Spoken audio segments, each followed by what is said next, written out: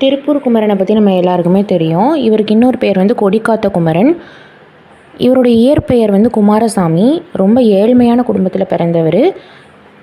அவர் கூட பிறந்த சகோதரர்கள் வந்து 7 பேர். இவர் வந்து 8வதான ஒரு மனிதராக இருந்தார். 5ஆம் வகுப்பு வரைக்கும் தான் வந்து இவர் படிச்சிருக்காரு. அதுக்கப்புறமா குடும்பத்தோட ஏழ்மை காரணமாக இவரால் படிக்க முடியலை. புத்தகம், நாளிதழ் இது மூலமாக வந்து அவரோட அறிவை வந்து அவர் வளர்த்துக்கிட்டாரு. காந்தியடிகளோட கொள்கையால் வந்து இவர் ரொம்ப ஈர்க்க பெற்றார். அதுபடி வந்து சுதந்திர போராட்டத்தில் வந்து இவர் கலந்துக்கிட்டார். காந்தியடிகளை கைது செய்ததை எதிர்த்து வந்து ஒரு பேரணியாக எல்லோரும் வந்து போயிட்டுருக்காங்க. அப்போது வந்து ஒரு போலீஸ் ஆஃபீஸர் வந்து தடியடி நடத்துகிறாங்க.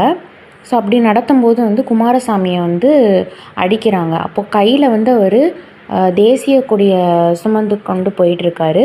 தேசிய கொடினா இப்போ இருக்கிற தேசிய கொடி இல்லை, அப்போ இருந்த கொடி வந்து மூவர்ண கொடியாக இருந்தாலும் இப்போ இருக்கிற அந்த மாடலில் இல்லை. பிங்காலி விஜயன் வந்து அதை டிசைன் பண்ணியிருந்தாலும் இப்போ இருக்கிற அந்த அசோக சக்கரம் நடுவில் இருந்த மாதிரி அப்போ கிடையாது. அப்போது அதை கையில் வச்சுட்டு போயிட்டுருக்கப்போ அவரை வந்து பிடிச்சி கீழே தள்ளி விட்டுறாங்க, போட்டு அடிக்கிறாங்க. அப்படி கீழே விழும்போதுமே வந்து தேசிய கொடியை கீழே சாய்க்காமல் அப்படியே வந்து ஸ்ட்ரைட்டாக அது விழாமல் அப்படியே வந்து இவர் சாயிறாரு. அதனால தான் இவர் வந்து கொடிக்காத்த குமரன் அப்படின்னு இன்னொரு பேர் இருக்குது. தேங்க்யூ.